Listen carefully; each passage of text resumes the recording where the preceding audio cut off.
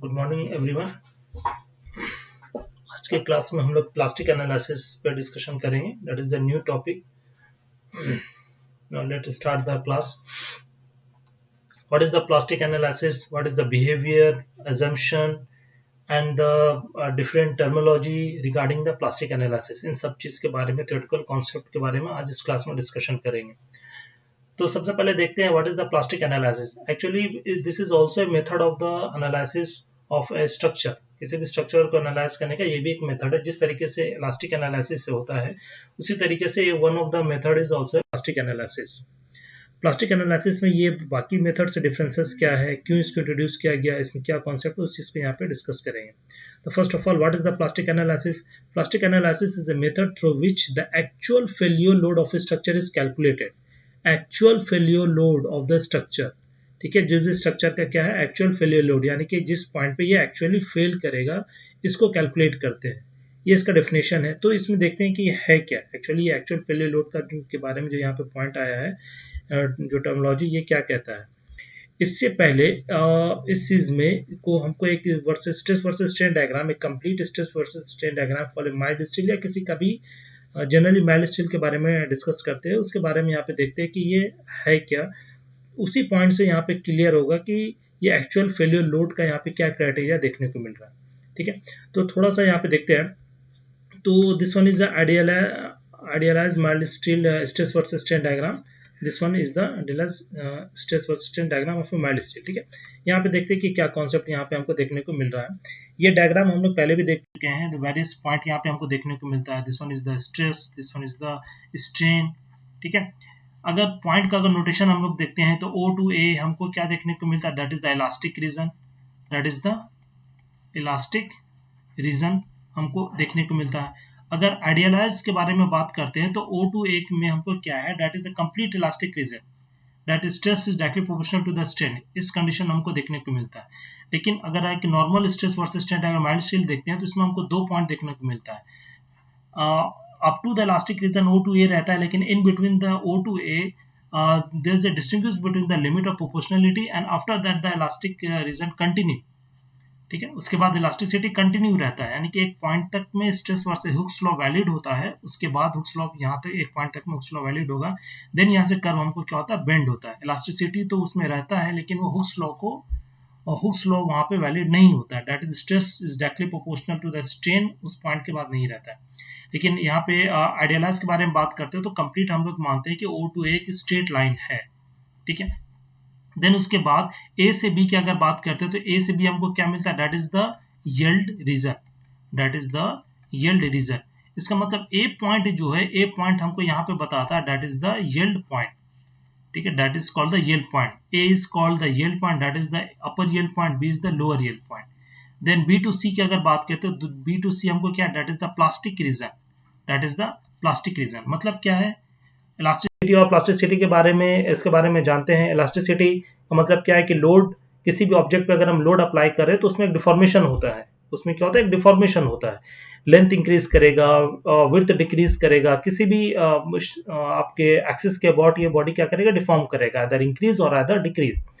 लेकिन जब वहां से उस बॉडी से जब अब हम लोग लोड को रिमूव कर देंगे, अगर after the removal of the load body अपने ओरिजिनल पोजीशन को रिगेन कर लेता है। डिफॉर्मेशन के बाद, डिफॉर्म लोड अप्लाई किए, बॉडी में डिफॉर्मेशन हुआ, उसके बाद फिर लोड हम वहां से रिमूव करते हैं तो बॉडी अगर अपने ओरिजिनल पोजीशन को रिगेन कर लेता है, that's state is called the, और that's property is called the elastic property of that body और ऑफ दैट पर्टिकुलर मटेरियल।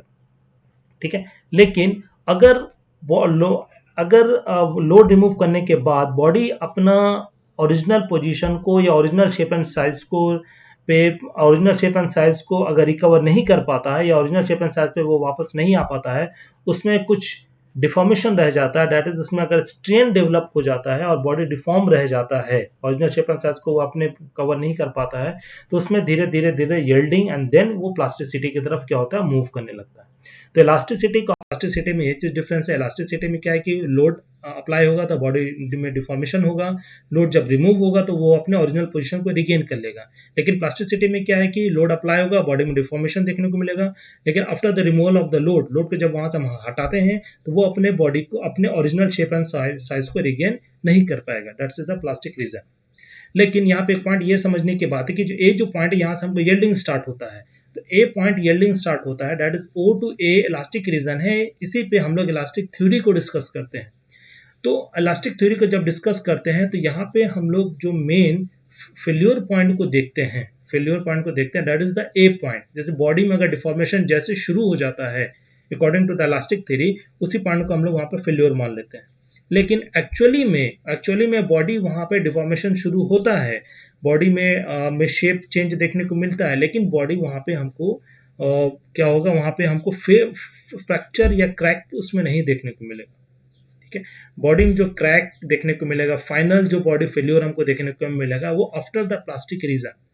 अगर स्ट्रेस वर्सेस स्ट्रेन डायग्राम को यहाँ पे थोड़ा सा एक्सटेंड करें और यहाँ पे देखें तो समथिंग ये स्ट्रेस वर्सेस स्ट्रेन डायग्राम कुछ इस तरीके से हमको देखने को मिलता है कि आफ्टर द प्लास्टिक रीजन एक अल्टीमेट पॉइंट देखने को मिलता है, देन उसके बाद हमको यहाँ पे फ्रैक्चर पॉइंट देखने को मिलता है। तो फ्रैक्चर पॉइंट यहाँ पे देखने को मिलता है, तो this one is the ultimate point, this one is the ultimate point, या तो इसमें अल्टीमेट लोड कह ले या अल्टीमेट स्ट्रेस कह ले। According to the graph this one is called the ultimate stress. ठीक है, जिसको हम लोग डिनोट करते हैं FU से। ठीक है, यील्ड स्ट्रेस को डिनोट करते हैं FY से। ठीक है, तो अल्टीमेट स्ट्रेस, तो according to the plastic theory के अकॉर्डिंग ये चीज है, ये डिस्कशन इसमें कि बॉडी हमको येल्ड पॉइंट पे तो हमको फेल नहीं करता है, या डिफॉर्मेशन यहाँ पे शुरू हो जाता है। बॉडी जो एक्चुअली जो हमको फेल करता है वो आफ्टर द अल्टीमेट पॉइंट को ये गेन कर लेता है, देन उसके बाद ये किसी भी टाइम पे या किसी भी पॉइंट पे जाके ये क्या कर जाएगा, ये फ्रैक्चर यहाँ पे हमको कर जाएगा बॉडी में, फिर फाइनल बॉडी हमको फेल कर जाएगा। ठीक है, तो इस रीजन को इसने बताया प्लास्टिक एनालिसिस में। तो प्लास्टिक एनालिसिस ने बताया कि बॉडी में जो हमको फेल्योर का जो पॉइंट देखने को मिलता है वो एट द अल्टीमेट पॉइंट पे देखने को मिलता है। This one is according to the plastic theory. Elastic theory के कॉन्सेप्ट में ये चीज हमको up to the yield point देखने को मिलता है। तो actual failure load of the structure का जो यहाँ पे मतलब है वो यही चीज है कि बॉडी अल्टीमेट पे जाके हमको फेल करेगा। ठीक है, so now this failure load can be significantly greater than the elastic load capacity.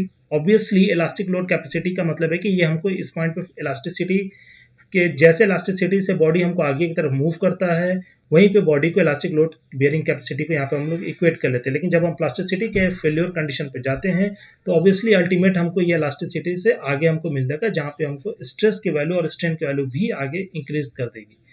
तो greater than the elastic load capacity पे ये चीज डिफॉर्म होता है।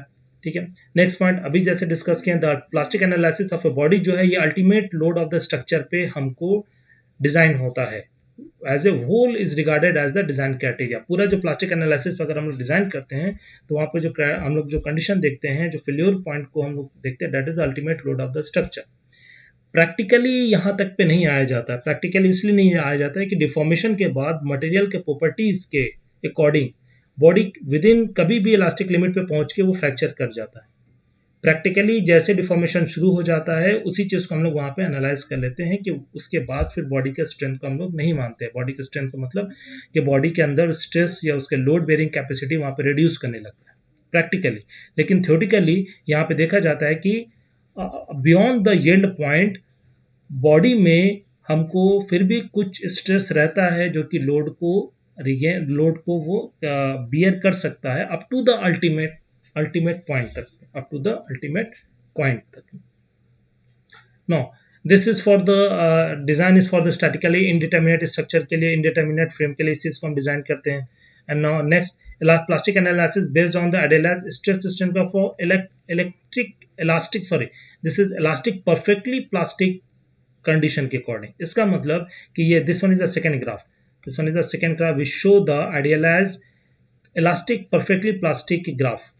इसी चीज को अगर हम लोग प्लास्टिक तो same stress system curve of the mild steel को अगर हम लोग प्लास्टिक थ्योरी के अकॉर्डिंग हम लोग डिस्कस करते हैं तो प्लास्टिक थ्योरी के according beyond the yield point के बाद जैसे इस यील्ड स्ट्रेस पे ये चीज यहाँ पे पहुंचेगा, this one is the yield stress, यहाँ पे क्या है यील्ड स्ट्रेस हमको पहुंच जाता है। तो यील्ड स्ट्रेस पे जैसे बॉडी गेन पहुंच जाएगा तो आफ्टर द यील्ड स्ट्रेस जो स्ट्रेस हमको है वो कांस्टेंट हमको हो जाएगा। इसके बाद फिर यहाँ पे स्ट्रेस जो है वो up to the yield stress पर रहेगा, देन पूरा कंप्लीट टू हमको जब तक बॉडी एक यील्ड स्ट्रेस गेन नहीं कर लेता है कंप्लीट फुल बॉडी के अंदर में, फुल रीजन अंदर में, तब तक this one is called the plastic theory. ठीक है, इसको आगे हम लोग देखेंगे नेक्स्ट स्लाइड में कि किस तरह से बॉडी हमारा कंप्लीट फुल प्लास्टिसिटी ये रिगेन करता है। तो this one is the idealized stress strain curve in plastic theory. Plastic theory में सेम कर्व हमको कन्वर्ट हो जाता है इलास्टिक परफेक्टली प्लास्टिक कर्व में। So now next move to this is the basic concept, basic starting definition of the plastic theory. Next, what is the assumption? There is some assumption in which we have to discuss for the plastic analysis. कुछ plastic analysis को discuss करने के लिए कुछ assumption यहाँ पे हमको assume करना पड़ेगा, तभी उसको किसी भी theory को define करने से पहले, explain करने से पहले कुछ उसमें assumption आता है। कुछ assumption common है। First one is that is material is homogeneous and isotopic in nature. सारा मटेरियल हमको होमोजेनियस ने और आइसोटोपिक नेचर में होना चाहिए। ठीक है, ये कॉमन assumption है जो कि हर थ्योरी में इस चीज को इंक्लूड किया जाता है। Next, cross section before bending which are plane, cross section which were plane before bending remain plane after bending. Bending होने से पहले, बेंड होने से पहले क्रॉस सेक्शन का मतलब दिस वन, जो हमारा एक क्रॉस सेक्शन है, सपोज करिए एक बीम है, बीम का जो क्रॉस सेक्शन है ये बिफोर बेंडिंग है, इस पे अगर हम लोग को एक लोड अप्लाई कर रहे हैं, सपोज करिए कि this one is the point load we should be apply at the centre, उसके बाद इसमें हमको जो बेंडिंग डेवलप होगा, bending should be like this one, फिर हमको बॉडी जो है वो कुछ इस तरीके से हमको डिफॉर्म कर जाएगा, ये बेंडिंग हमको इस तरह से देखने को मिलेगा। तो बेंडिंग होने के बाद भी इसका प्लेन जो है वो चेंज नहीं होना चाहिए, ये हमको क्या हो जाएगा, this one is the bending. ठीक है, तो बेंड होने के बाद बॉडी का जो है वो क्या होना चाहिए, प्लेन हमको before bending and after bending remain same. ठीक है, plane before bending and after bending remain same, this one is the bending diagram. तो ये भी एक कॉमन हमारा assumption है जो कि लगभग सारे थ्योरी में आता है। नेक्स्ट जो assumption है, ये सारा मेन assumption है जो कि प्लास्टिक एनालिसिस में इंपॉर्टेंट है। Next is the material of A Hooke's law till the stress reach the yield stress. ठीक है, जब तक यील्ड स्ट्रेस पे बॉडी नहीं पहुंच जाता तब तक मटेरियल क्या करेगा, हुक्स लॉ को ओबे करेगा। हुक्स लॉ को ओबे करने का मतलब यहाँ पे क्या है, that is stress is directly proportional to the strain, stress is directly proportional to the strain. ठीक है, stress directly proportional to the strain हमको होगा। जो लास्ट फिगर में, जो लास्ट ग्राफ में हम लोगों ने यहाँ पे देखा, this one is the yield stress. इस पॉइंट पे ये यील्ड स्ट्रेस पे पहुंचा है, तो इसको अगर नोटेशन देते हैं, this one is suppose O, this one is A, this one is A and this one is B। तो O to A के अगर ग्राफ को हम लोग देखते हैं तो O to A का ग्राफ हमको क्या है, this one is obey Hooke's law. Hooke's law को ओबे का मतलब that stress is directly proportional to the strain. Stress हमारे यहाँ स्ट्रेन के डायरेक्टली प्रोपोर्शनल यहाँ पे है। तो अजम्पशन यही है कि जब तक ये यील्ड स्ट्रेस पे नहीं पहुंच जाता तब तक हुक्स लॉ को ये हमको ओबे करना चाहिए। ठीक है, next, member cross section is symmetrical about the axis.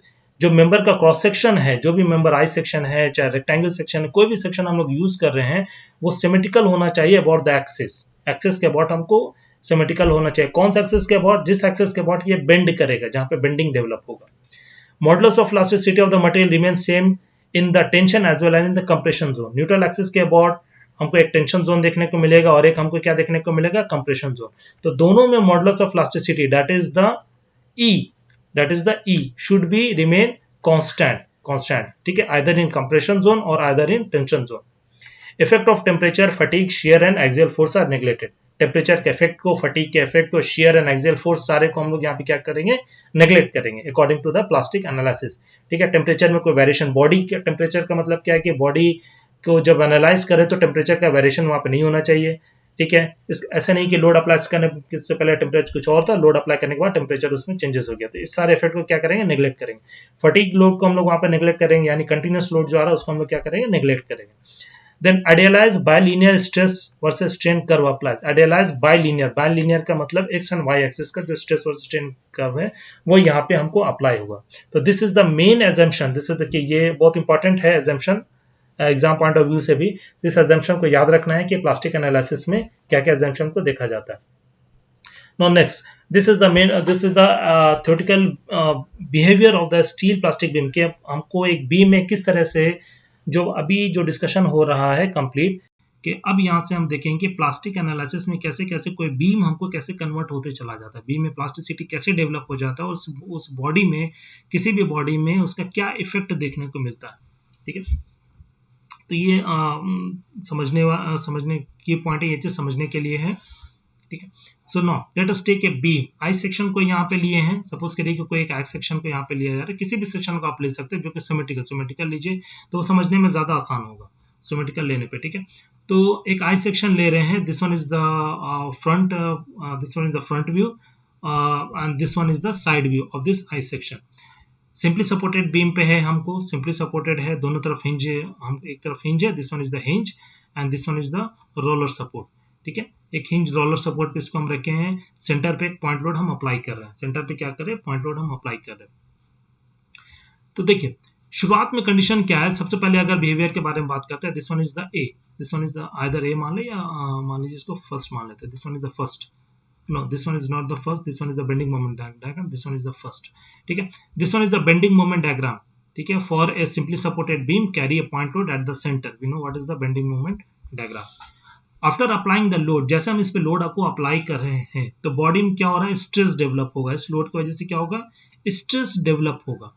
ठीक है, स्ट्रेस डेवलप होगा, मोमेंट इसमें डेवलप होगा। तो जैसे जैसे इसमें स्ट्रेस डेवलप होगा, ये जब इनिशियली ये इलास्टिक इनिशियली क्या होगा, इसमें इलास्टिक बिहेवियर इसमें सबसे पहले डेवलप होगा।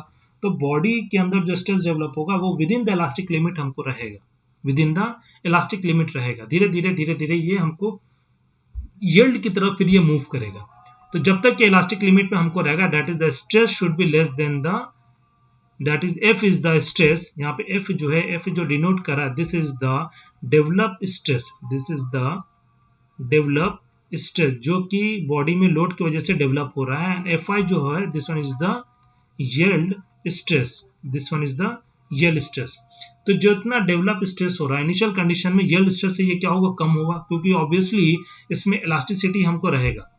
फिर धीरे धीरे जैसे हमको मोमेंट बढ़ते चला जाएगा तो ये स्ट्रेस हमको जो वहां पे बढ़ते चला जाएगा, तो स्ट्रेस हमको धीरे धीरे यील्डिंग की तरफ मूव होते चला जाएगा। ठीक है, then when moment increase beyond yield moment, जब मोमेंट हमको यील्ड पॉइंट तक पे पहुंच रहा है, ठीक है, मोमेंट क्या कर रहा है, जब तक हमको यील्ड पॉइंट पे पहुंच रहा है, ठीक है, जब तक यील्ड पॉइंट पे पहुंचेगा इनिशियली ये F should be less than to the F Y, yield stress से कम होगा, देन उसके बाद ये फाइनली हमको यील्ड स्ट्रेस के बराबर होगा।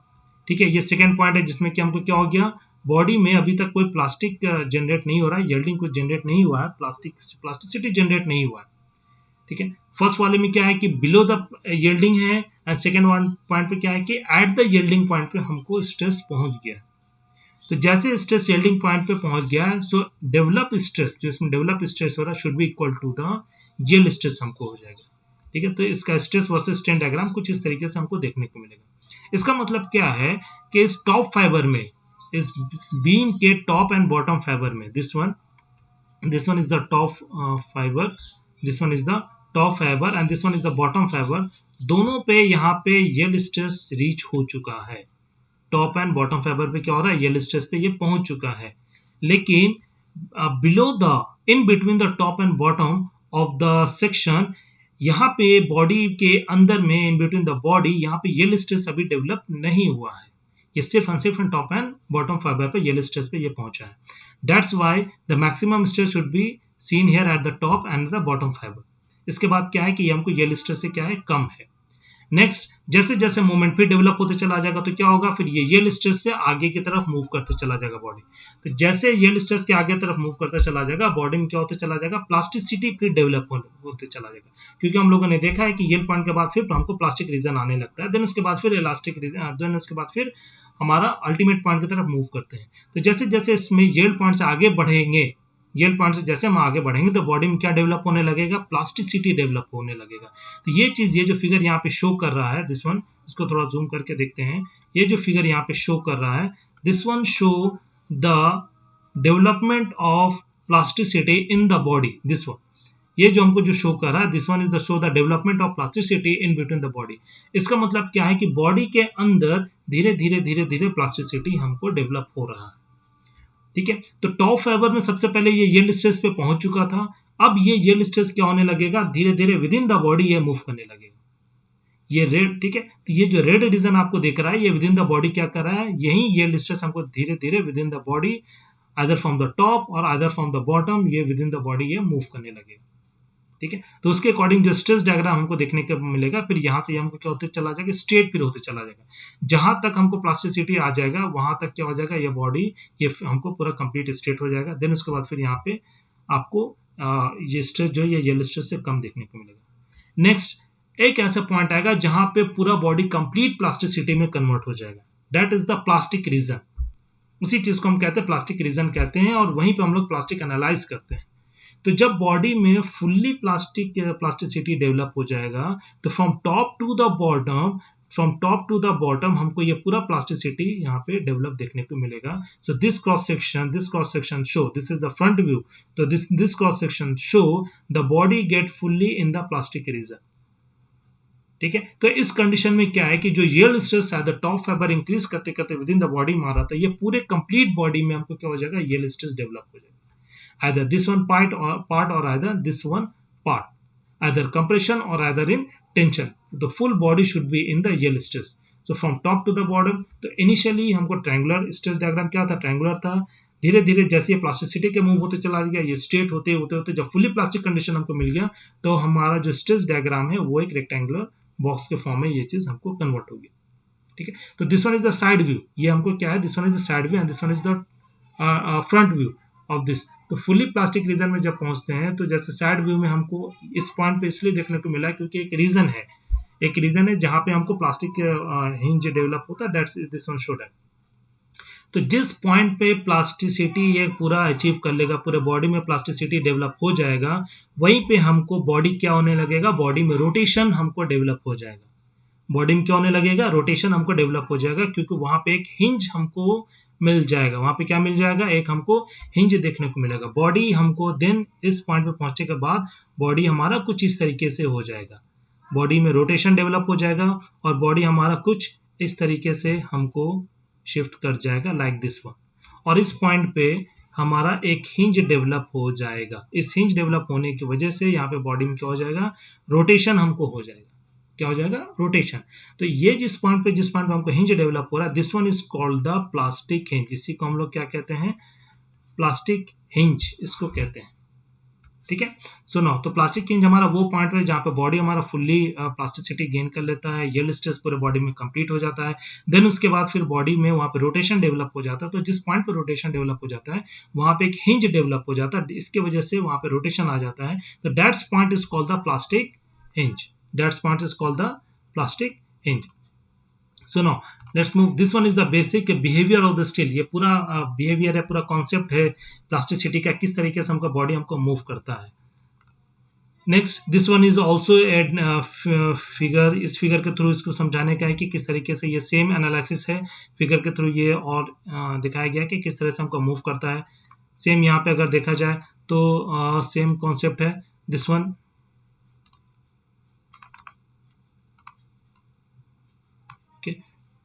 दिस वन इनिशियली हमारा क्या है, लोड ट्रांसफर हो रहा है धीरे धीरे। This one is the initially हमारा कंडीशन में जितना स्ट्रेस डेवलप हो रहा है ये उसके अकॉर्डिंग स्ट्रेस डेवलप हुआ, ये वाला फर्स्ट वाला है स्ट्रेस डेवलप हो रहा है जहाँ पे इलास्टिक रीजन में है। उसके बाद हमारा यील्डिंग पॉइंट पे पहुंच गया जहाँ पे स्ट्रेस यील्ड स्ट्रेस के बराबर हो गया। बीम सेक्शन रिमेन इस पॉइंट पे, यानी कि यहाँ पे अब क्या है, यील्ड पॉइंट पे ये पहुंच गया, top fibre and bottom fibre. Then after that C point धीरे धीरे प्लास्टिक रीजन में जा रहा, तो यील्डिंग धीरे धीरे मूव कर रहा, तो ये धीरे धीरे हमारा ये बॉडी में प्लास्टिसिटी डेवलप हो रहा है। फाइनली जब फुली प्लास्टिक हो जाएगा तो देन पूरा बॉडी में कंप्लीट प्लास्टिक हमको इस तरह से देखने को मिलेगा, जिसके पॉइंट पे इस पॉइंट पे फिर हमको क्या देखने को मिल जाएगा, यहाँ पे हमको प्लास्टिक हिंज डेवलप हो जाएगा, जो बॉडी को क्या कर देगा, हमको रोटेशन वहां पे डेवलप हो जाएगा। तो this one is the basic behaviour of the steel plastic beam in the plastic analysis, किस तरह से हमको बीम में प्लास्टिसिटी डेवलप होता है। इसी के अकॉर्डिंग हमको डिफरेंट की पॉइंट्स देखने को मिलता है। उसी के अकॉर्डिंग फिर यहाँ पे हम लोग एनालिसिस करते हैं कि इस पॉइंट पे आके हमको डिजाइन अगर करना है प्लास्टिक एनालिसिस के थ्रू, तब यहाँ पे देखा जाता है कि किस तरीके से यहाँ पे देखना, मोमेंट यहाँ पे क्या होगा और क्या क्या टर्मिनोलॉजी यहाँ पे देखने को मिलेगा। So now this is the basic definition what is plastic hinge, जहाँ पे अभी हम लोगों ने देखा कि प्लास्टिक हिंज हमारा क्या होता है, कैसे डेवलप होता है। बेसिक डेफिनेशन इसको ध्यान रखना है. Hint at the yield zone में due to the bending in structure member at which large rotation can occur, जहाँ पे हमको रोटेशन ऑकर हो जाएगा यील्ड जोन में, तो वहाँ पे एक हिंज हमको डेवलप हो जाएगा, that is called the plastic hinge. Then उसके बाद position of the plastic hinge, ये कुछ पॉइंट है कि कहाँ कहाँ पे हमको प्लास्टिक हिंज जो है वो डेवलप हमको हो सकता है, कहाँ कहाँ पे प्लास्टिक हिंज हमको देखने को मिलेगा. That point of application of the load, जहाँ पे लोड हम अप्लाई कर रहे हैं, सपोज करें कि हमारे पास एक बीम है, इस पॉइंट पे हम लोग लोड अप्लाई कर रहे हैं, तो प्लास्टिक हिंज हमको यहाँ पे डेवलप होने के चांसेस हो जाएगा. ठीक है. At the section of the sudden change of the geometry में अगर किसी भी ऑब्जेक्ट के ज्योमेट्री में सडन चेंज हमको देखने को मिल रहा है, सडन चेंज का मतलब है लाइक दिस वन, बॉडी का हमारा शेप कुछ इस तरीके से आ रहा है, देन सडन इसके डेप्थ में चेंजेस हो गया है, यहाँ पे डेप्थ कुछ और था, यहाँ पे डेप्थ हमारा कुछ और था, यहाँ पे डेप्थ क्या हो गया, चेंज हो गया, तो यहाँ पे देन इस पॉइंट पे हमको प्लास्टिक हिंज डेवलप होने के चांसेस हमको हो जाता है कि यहाँ पे हमको फिर प्लास्टिक हिंज देखने को मिलेगा. ठीक है. एट द फिक्स्ड एंड हमारा अगर फिक्स्ड है तो देन कोई भी बॉडी है, कोई भी हमारा ऑब्जेक्ट है, उसके फिक्स्ड अगर एंड है तो प्लास्टिक हिंज हमको कहाँ पे देखने को मिलेगा, इस फिक्स्ड एंड पे हमको देखने को मिलेगा. ठीक है. यानी यहाँ पे बात करें फिक्स सपोर्ट में. At the point of zero share, जहाँ पे शेयर हमको जीरो हो रहा है, ठीक है, जहाँ पे क्या हो रहा है, शेयर जीरो हो रहा है, तो वहां पे हमको क्या होगा, वहां पे हमको प्लास्टिक हिंज को डेवलप देखने को मिलेगा. ठीक है. सपोज करिए कि शेयर हमको डायग्राम है, बेंडिंग मोमेंट और शेयर फोर्स डायग्राम के बारे में जानते हैं. सपोज करिए shear force diagram this one, अगर ऐसा कुछ शेयर फोर्स डायग्राम है तो प्लास्टिक जो हमारा हिंज जो देखने को मिलेगा इस पॉइंट पे जहाँ पे शेयर फोर्स हमको जीरो हो रहा है, अदर दिस वन. इससे क्लियर है कि अगर हम लोग यूडीएल को देखते हैं तो दिस वन, ये अगर हमको शेयर फोर्स डायग्राम हमको देखने को मिल रहा है, तो जिस पॉइंट पर हमको शेयर फोर्स जीरो देखने को मिला, शेयर जहाँ पे जीरो देखने को मिल रहा है, दिस वन शो द, यहाँ पे हमको क्या हो जाएगा, हिंज, प्लास्टिक हिंज डेवलप होने के चांसेस हमको हो जाएंगे. ठीक है. तो ये कुछ position of the plastic hinge है जहाँ जहाँ पे हमको प्लास्टिक हिंज डेवलप होता है. So now let's move toward the next part. कुछ बेसिक पॉइंट है, उसके बाद फिर आगे इसमें आएंगे. Neutral axis, what is the neutral axis. Neutral axis हम लोग पहले भी देखे हैं, जहाँ पे हमको दो फोर्स इक्वल एंड अपोजिट वहाँ पे हमको पॉइंट पे मीट करता है, that's called the neutral axis. और जनरली हम लोग कंप्रेशन और टेंशन फोर्स के बारे में देखते हैं, तो वो पॉइंट जहाँ पे compressive force should be equal to the tensile force कह ले, तो उसका जो हमारा पॉइंट होगा that's called the neutral axis, जहाँ पे डिस्टिंग्विश होगा कंप्रेशन है टेंसाइल फोर्स का. ठीक है. This means the neutral axis for plastic condition में हमको न्यूट्रल एक्सिस कहाँ पे मिलेगा, that is plastic and elastic neutral axis, जहाँ पे कौन साइड हमको करेगा. ठीक है. स्क्वायर क्रॉस सेक्शन देखने को मिलता है. ठीक है. Next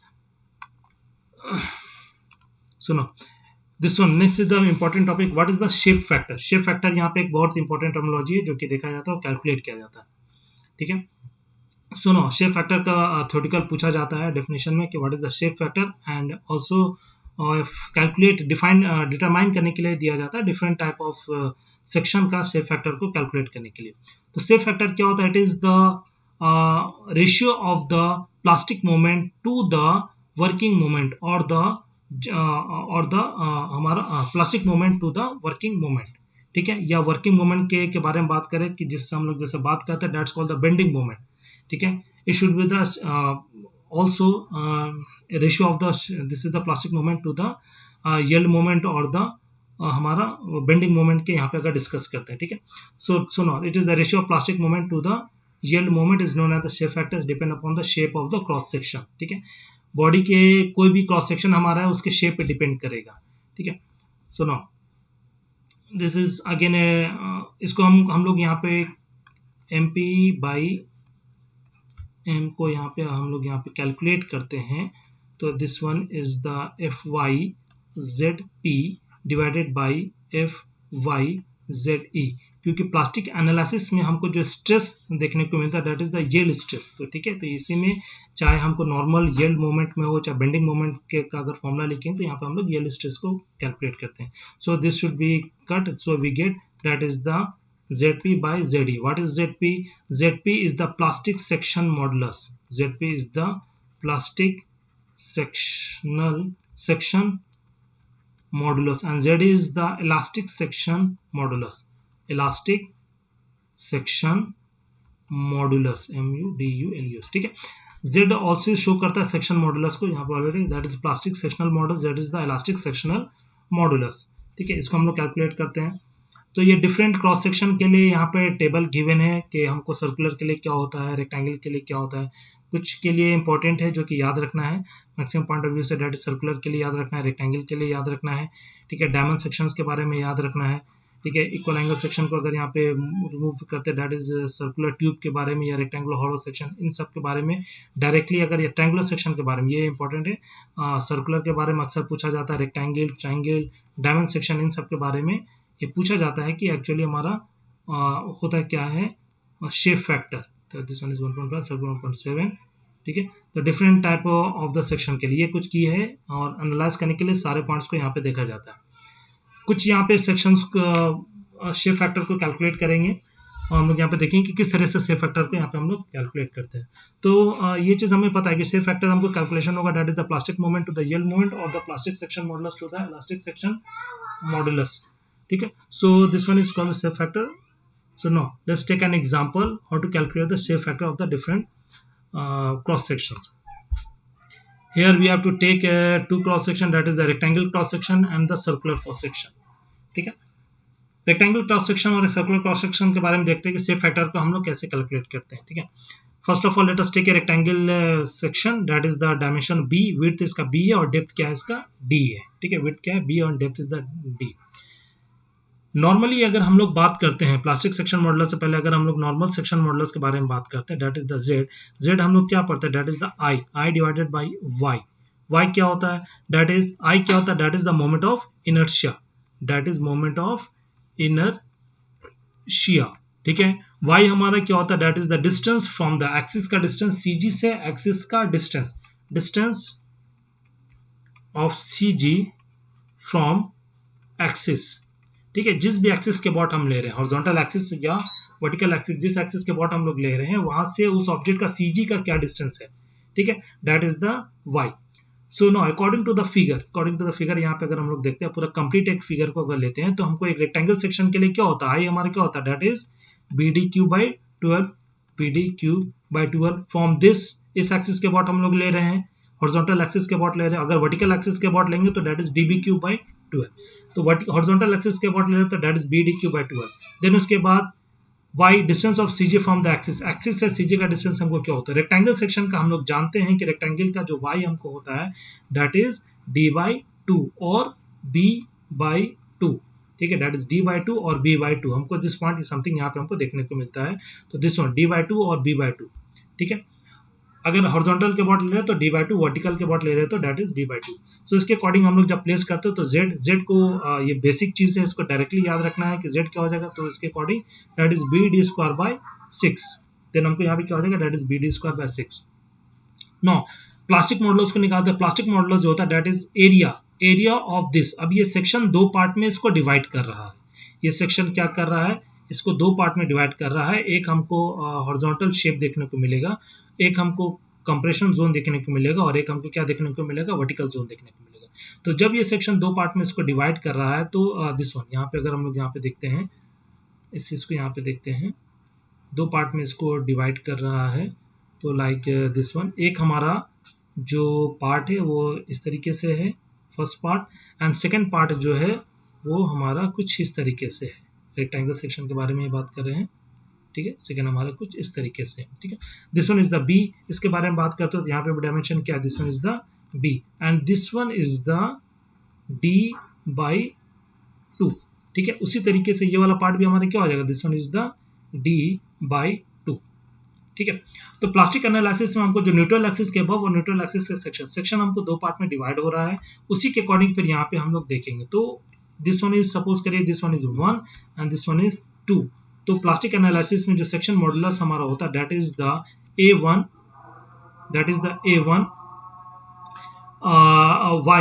A1 Y1 plus A2 Y2, ठीक है. A1 Y1 plus A2 Y2, ठीक है. तो A1 यहाँ पे क्या है, रेक्टेंगल सेक्शन है तो इक्वली हाफ पार्ट में डिवाइड होगा, that is A divided by 2, that is Y.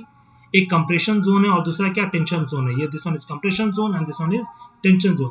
तो either Y in the compression zone and this one is also यहाँ पे हमको this one is यहाँ पे एक आपको एक ही फॉर्म में हमको रहेगा, ठीक है.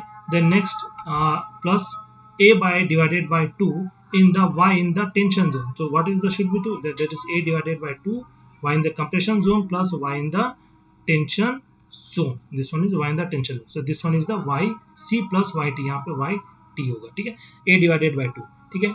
ये हो गया, समझ में आया कि हमारा कहाँ से ये चीज निकला। तो कोई भी अगर हमको सिमेट्रिकल ऑब्जेक्ट अगर डिवाइड हो रहा है तो उसके लिए डायरेक्ट फॉर्मूला हो जाएगा, that is a divided by 2 yc plus yt। ऐसे भी बेंडिंग के सिमेट्रिकली लेना है, अजम्पशन हम लोगों ने देखा है, इसलिए ये चीज हमको क्या हो जाएगा, this one is the y area का हाफ हो जाएगा। सो एरिया पूरे ट्रायंगल के एरिया का half, that is b into T divided by 2। yc क्या हो जाएगा, अब yc के बारे में बात करते हैं। तो ये हमारा यहाँ इस पॉइंट से स्टार्ट होगा, पहले वाले सेक्शन को, यहाँ से इसका हाफ क्या हो जाएगा, इसका हाफ यहाँ हो जाएगा, ठीक है, इसका हाफ क्या हो जाएगा, इस पॉइंट से फिर हमको देखने को मिलेगा यहाँ से यहाँ तक का डिस्टेंस, एक्सिस से ये डिस्टेंस, इस डिस्टेंस को लेंगे तो क्या हो जाएगा, ये ऑलरेडी d बाई 2 है, तो half of d by 2, that is half of d by 2। इसको यहाँ पे अगर पॉइंट आउट करते हैं तो ये चीज, ये डायग्राम हमको देखने को मिलेगा। ये जो डिस्टेंस हमारे पास आएगा निकल के, दिस वन, ये जो डिस्टेंस होगा, दिस वन क्या हो जाएगा, हाफ ऑफ d बाई 2, ठीक है। सिमिलरली यहाँ पे भी हमको वही चीज देखने को मिलेगा, इस बॉडी के लिए हमको कहाँ से देखने को मिलेगा, ये इस पॉइंट से यहाँ तक, और ये वाला जो हमारे पास निकल के आएगा, this one is also half of d by 2। d by 2 का हाफ क्यों, क्योंकि यहाँ से यहाँ तक हमारा क्या है, d बाई 2, तो इसका CG पॉइंट हमारे यहाँ से होगा, that is half portion.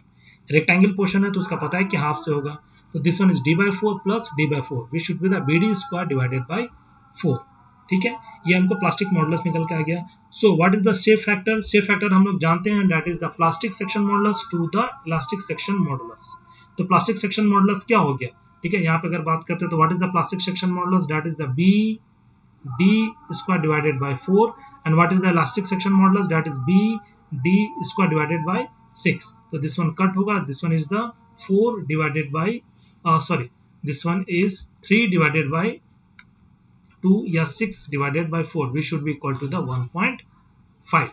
So plastic shape factor for the rectangle section should be 1.5, जो कि ऑलरेडी यहाँ पे हम लोगों ने देखा है। What is the rectangle section का शेप फैक्टर हमारा क्या होता है, दैट इज 1.5। तो कुछ के शेप फैक्टर को यहाँ पे आपको कैलकुलेट करके रखना है, ये एग्जाम में पूछा जाता है। उसी तरीके से सर्कुलर सेक्शन का है, सर्कुलर सेक्शन को देखते हैं कि सर्कुलर सेक्शन हमारा क्या होता है। सर्कुलर सेक्शन में सेम चीज हमारा है, कॉन्सेप्ट वही चीज कॉन्सेप्ट है, that is the section modulus पहले हम लोग निकालेंगे, उसके बाद प्लास्टिक सेक्शन मॉडुलस निकालेंगे, देन उसके बाद शेप फैक्टर में हमको इसको कैलकुलेट करेंगे। तो सर्कुलर के लिए हमारा जो सेक्शन मॉडुलस होता है, इसके लिए अगर हम सेक्शन मॉडुलस को देखते हैं तो what is the section modulus, that is Z is equal to I by Y, ये हमारा होता है। तो I क्या होता है, that is the pi d to the power 4 divided by 64, जो कि यहाँ पे ऑलरेडी हमारा mention, this one is the moment of inertia and this one is the y, ठीक है, एंड y क्या हो जाएगा, that is d divided by 2। So what is the section modulus, that is pi d cube by 32, ये directly भी याद रखने का। And what is the plastic modulus, plastic modulus का हम लोग जानते हैं, that is a divided by 2, क्योंकि सिमेट्रिकल सेक्शन है, a divided by 2 gamma c plus yc plus y1, a that is pi d square by 8, ठीक है, a that is a area of the section, area of the circular portion हमारा क्या होगा, that is a is equal to pi d square divided by 4, इसका क्या करें, half करें, so it is pi d square divided by 8, ठीक है। so now yc अब हमारा क्या होगा, this one, यहाँ से हमारा ये जो, अब ये अगर इसको अगर हम लोग देखते हैं तो ये दो पार्ट में अब हमारा ये डिवाइड हो जाता है, this one is the compression zone and this one is the tension zone। अब इस एक्सिस के अबाउट इस हाफ सर्किल का हमारा जो डिस्टेंस होगा CG से, दैट इज द y। तो कंप्रेशन जोन से हमारा जो आएगा, दिस वन d 2d/3 पाई, ये डिस्टेंस हमारा हो जाएगा, this is the 2d/3 pi. Similarly यहाँ पे भी हमको सेम डायमीटर का, हमको सेम उसी सर्किल को हाफ किया, तो इसके लिए भी क्या हो जाएगा, दैट इज 2d/3 पाई, ठीक है। तो ये हाफ के लिए, यानी कि इसके लिए आपको कंप्लीट के लिए नहीं निकालना, कंप्लीट के लिए लेंगे तो हमारा क्या हो जाएगा, y d/2 हो जाएगा। लेकिन अब क्या ये हाफ है, तो हाफ का मतलब है कि दिस वन, फिर इस चीज के लिए, ये सर्कुलर पोर्शन के लिए हमको y निकालना पड़ेगा, तो इसके लिए हमारा क्या हो जाएगा, दैट इज 2d/3 पाई। ये जिस तरह से कंप्रेशन का निकला है उसी तरीके से किसका निकलेगा, टेंशन वाले जोन का, जो हमारा हाफ सर्किल यहाँ पे हमको डेवलप हुआ, तो इसके लिए भी क्या हो जाएगा, क्योंकि हमारा सेम सर्किल है, 2d/3 पाई, तो that is equal to the d³/3। Shape factor निकालेंगे तो शेप फैक्टर क्या होगा, plastic by elastic, that is plastic क्या, दैट इज d³, प्लास्टिक क्या, that is d³ divided by 6, और इलास्टिक क्या, that is pi d³ divided by 32, pi d³ divided by 32, ठीक है, यहाँ पे d³/6 है, ठीक है। इसको जब कैलकुलेट करेंगे तो हमारे पास क्या निकल के आया, सर्किल का, दैट इज 1.7। सेम हमारा क्या है for the circular portion, that is 16/3 that is 1.7. This is the safe factor for the circular portion. तो इस तरीके से कुछ का हमको यहाँ पे ध्यान में रखना है कि ये दो जैसे रेक्टेंगल और सर्कुलर का हमारे पास है सेफ फैक्टर, तो ये दो एग्जाम में पूछा जाता है. So now next is last, what is the factor of safety and what is the load factor. जिस तरह से हमको यहाँ पे हमको सेफ फैक्टर कैलकुलेट हुआ, उसी तरीके से यहाँ पे factor of safety and load factor एक टर्म है, लोड फैक्टर पूछा जाता है. ठीक है, बेसिकली फैक्टर ऑफ सेफ्टी जो लिया गया लोड फैक्टर के लिए एनालिसिस के लिए यहाँ पे लिया गया. तो load factor, what is the load factor, it is the ratio of collapse load to the working load. ठीक है, वर्किंग लोड जो हमारे पास निकल के आएगा दैट इज द, चाहे कुछ भी चाहे बेंडिंग मोमेंट के अकॉर्डिंग हो, उसके अकॉर्डिंग हमारा निकल रहा है working load, that is working load. Then is the collapse load. Collapse load के बारे में एक अलग से डिस्कशन करेंगे नेक्स्ट क्लास में. कोलैप्स लोड को स्टार्ट करेंगे, कोलैप्स लोड को देखेंगे कैसे कैलकुलेट करते हैं. तो यहाँ पे याद रखना है कि what is the load factor. Load factor is the ratio of the collapse load to the working load. तो collapse load that is the moment, plastic moment by the yield moment. ठीक है, और द वर्किंग मोमेंट. ठीक है, तो plastic moment क्या आएगा हमको, that is yield stress multiply ZP, and bending moment में that is stress multiply that is ZP. ठीक है, तो यहाँ पे ZP और ZB, अब ये हमारे पास रिलेशन निकल के, इस रिलेशन को याद रखना है कि load factor is the collapse load by the working load. अब वर्किंग लोड में जो मोमेंट हमको निकल के आ रहा है उसको प्लास्टिक मोमेंट से क्या रिलेशन है, that is defined by the factor of the safety. तो what is the factor of the safety. Factor of safety is the yield load by the working load. ठीक है, yield load by the working load. हम लोग देखे हैं steel में जो factor of safety हमको होता है that is the yield bye the working. और हमको कंक्रीट में अगर हम लोग बात करते हैं तो कंक्रीट में क्या होता है, दैट इज कंप्रेशन वहां पे आता है, that is compressive load divided by the working load. ठीक है, तो यहाँ पे पूरा स्टील सेक्शन के बारे में डिस्कशन हो रहा है. तो यहाँ पे क्या हो जाएगा, दैट इज यील्ड. तो जो भी हमारा टर्मिनोलॉजी आएगा that is related to the yield load divided by the working load. तो जब यील्ड लोड आ रहा है तो उसी तरीके से हम क्या हो जाएगा, यील्ड स्ट्रेस भी डेवलप होगा. ठीक है, तो factor of safety should be equal to the yield stress divided by the working stress. तो working stress divided by the working stress. And what is the working stress, with the factor of safety we should take that the working stress is the factor of safety जो यहाँ पे हम लोग लेते हैं that is 1.5. So working stress that is sigma is equal to yield stress divided by 1.5. ठीक है, और यहाँ पे हम लोग दूसरे तरीके से देख लें, that is yield stress is equal to the 1.5 times the working stress. जितना स्ट्रेस हम लोग लेते हैं उसको क्या करते हैं 1.5 टाइम्स हम लोग यहाँ पे मल्टीप्लाई करते हैं फैक्टर ऑफ सेफ्टी के लिए. ठीक है, so therefore factor of safety यहाँ पे हमको क्या निकल गया, that is 1.5, that is yield stress by divide. So इन दोनों के बीच में अब रिलेशन क्या निकल के आ गया, that is yield stress either या फिर working stress should be equal to the yield stress divided by the 1.5. उसी पॉइंट को जब यहाँ पे हम लोग पुट करेंगे दैट इज, इसी पॉइंट को जब यहाँ पे हम लोग पुट करेंगे दैट इज लोड फैक्टर के पे जब हम लोग यहाँ पे पुट करेंगे that is load factor is equal to yield stress multiply ZP plastic section modulus by working stress. What is the working stress, so sigma y divided by 1.5 multiply Z. सो यहाँ पे हमको क्या निकल के आएगा, this one is cancel, 1.5 up that is 1.5 ZP divided by Z, that is plastic section modulus by the section modulus, that is the load factor. अब यहाँ पे सेक्शन मॉडुलस अभी हम लोग निकाल जस्ट हम लोग अभी देखेंगे कि किस तरह से हम लोग कैलकुलेट करते हैं. ठीक है, एक एग्जांपल यहाँ पे रेक्टेंगल का है, रेक्टेंगल का प्लास्टिक सेक्शन मॉडुलस और रियल सेक्शन मॉडुलस अभी हम लोगों ने देखा, उस चीज को जब पुट करेंगे तो लोड फैक्टर के यहाँ पे हमको किस तरह से निकलेगा, दैट इज 2.25. यहाँ पे अगर देख ले रेक्टेंगल के क्रॉस सेक्शन के अकॉर्डिंग, तो यहाँ पे जस्ट अभी हम लोगों ने लास्ट स्लाइड में देखा है कि रेक्टेंगल का हमारा क्या होता है, इसी में अगर हम लोग पुट करते हैं तो हमारा दैट इज ZP क्या निकल के आया है.